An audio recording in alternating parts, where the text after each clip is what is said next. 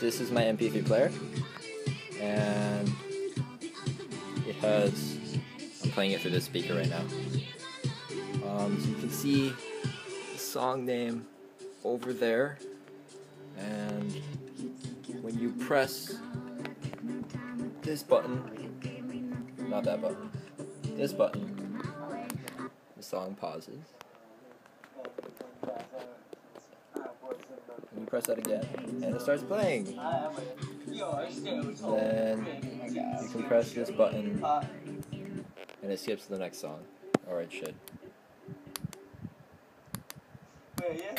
There we go.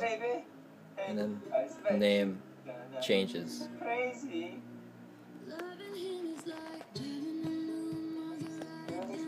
And that's how it works. And then I have other buttons, but they don't really do anything.